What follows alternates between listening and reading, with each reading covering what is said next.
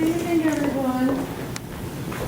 How are you? How are you? Princess. It's me. Do you recognize me? It's Glinda. You recognize me. It's Glinda. How are you tonight? Okay. So happy to see you. Oh, it's so nice to be here. I hope I can get up here without you.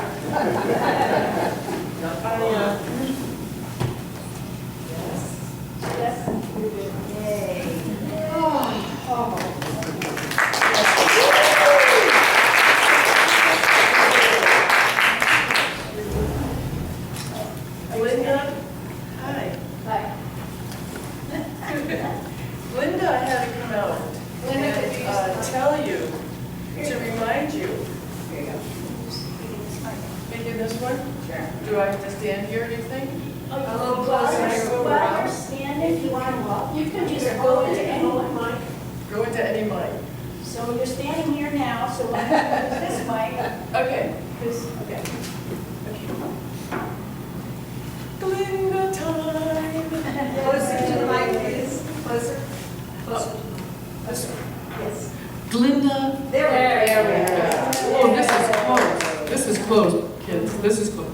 Glinda had to come out to remind you all that you have always had the power to go home.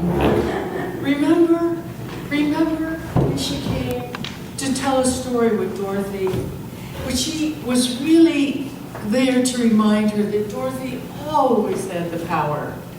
And that's what I've come to tell you tonight. You've always had the power to go home. And yes, I am channeling a little girl tonight, a story that I'm going to tell. And the little girl is going to come through me, and you will hear a story. And it is called, Don't Put Lenny in the Furnace. Don't put Lenny in the furnace. Okay? Here we go.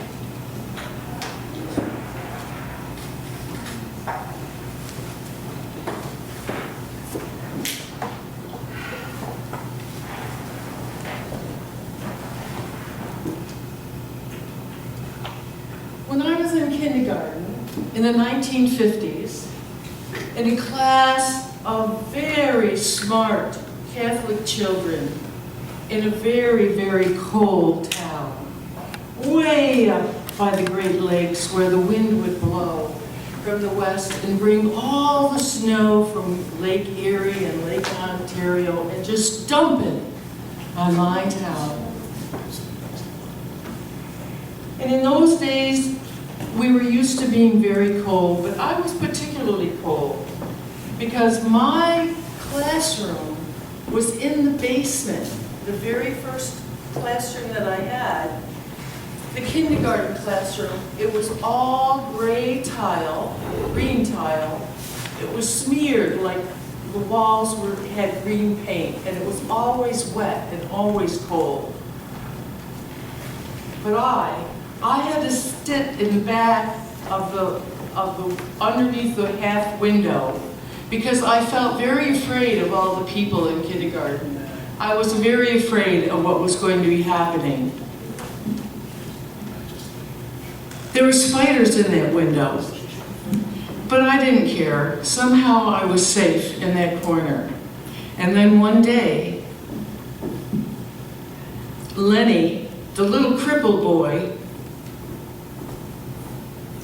was in very big trouble. The sister said that Lenny had to be thrown into the furnace for talking. And I was sitting in the back, and Mr. Dundee rolled in the janitor cart, the big janitor cart, with the big brown barrel, the cardboard barrel with the gray rings on top. And it had the one bucket of the green stuff that they used to throw on the puke when the kids vomited or when they peed. And then forever that bucket of pine saw, that stiff pine saw, and the mop handle hanging up with all the rags hanging off of it. Mr. Dundee came in, and he went to Lenny, the little cripple boy, and he picked him up straight out of his chair. And Lenny's braces were dangling and they were clinging together. And he took Lenny and he took him over the barrel and he put him right in the barrel.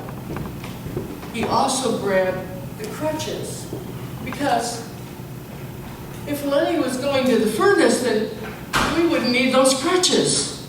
He also put the crutches in the barrel. And all of this was for talking. Well, Lenny had wet marks on his pants, but I started howling like no one had ever heard before. Please, mother and sister, don't throw Lenny in the furnace. This can't be happening. Since I would not shut up, blathering and screaming for Lenny's life, a nun came and I had to go to Mother Superior. I had to see Mother Superior while Lenny was driven out in the janitor's cart to go to the furnace. She dragged me up the stairs and I was so cold. I had short sleeves on and it was so cold and I was dragging myself up the cold iron banister and I was screaming at the top of my lungs, Jesus, Mary, Mother of God, don't kill Lenny. Don't let them throw Lenny in the furnace. All the way up the stairs, I screamed and hollered. The whole school knew that that day they were going to kill Lenny because I would not stop screaming for his life. We got up to Mother Superior's office on the top floor. She flung the door open and she grabbed me by her hands and she pulled me into her office and she plopped me in a chair. And I said, Mother Superior, Mother, help us. Oh, they're going to kill Lenny. They're going to throw him in the furnace. Oh, Mother, please don't let them kill Lenny. She said, you stop that crying. Stop that crying right now. I'm going to call your mother. I'm going to get your mother on the phone. I sat there, okay. I was freezing. I was so cold. But Mother Superior did a wonderful thing. She went to her drawer and pulled out a candy bar. A candy bar. And she came and she, Ruth, there, have a candy bar. I'm going to call your mother. She went, and this took a long time to call my mother because they had to call the plant, the factory, and the boss had to walk all through the factory, all through the manufacturing, down through all the machinery to find my mother so that she could come up and have a private conversation, you know, with all the bosses listening.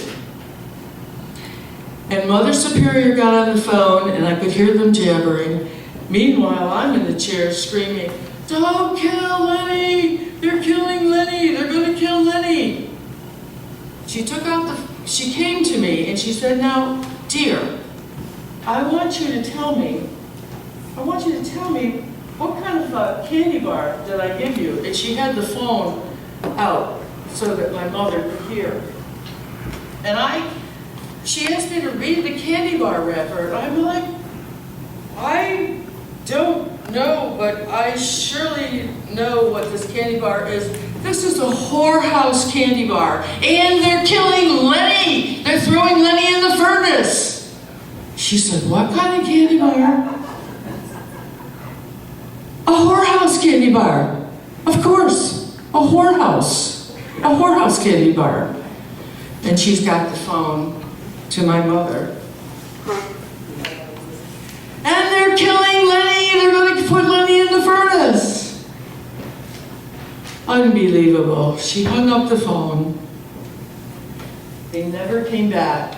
She never came to me and said anything. Her black hooded habit. the starched collar. This much of the face I could see. And she came and she got me. And she dragged me back down to my classroom, myself, by herself.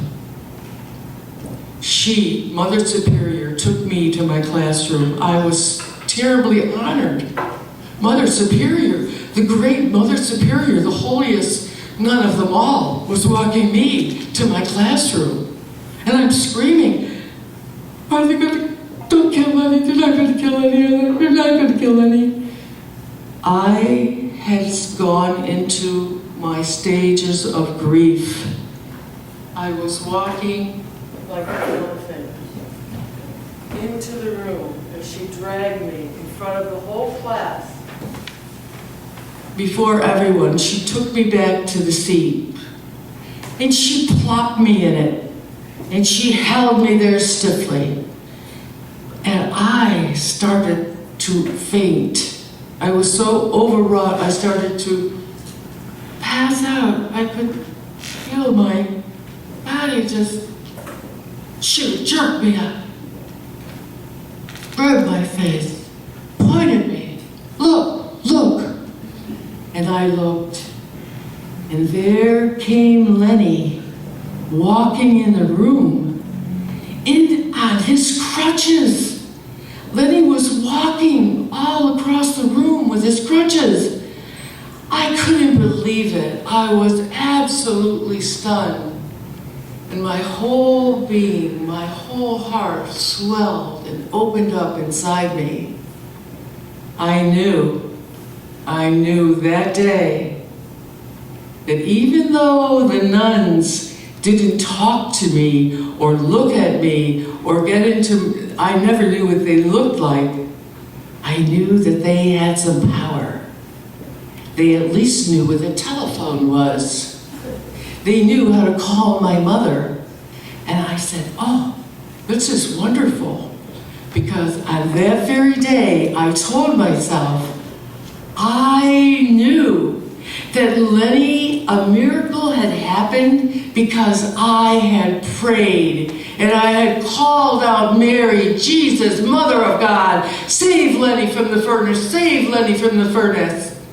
And I knew that if I prayed hard enough, that I could make the adults do something different. I knew that. A miracle happened. Lenny lived for another day. And I got my faith.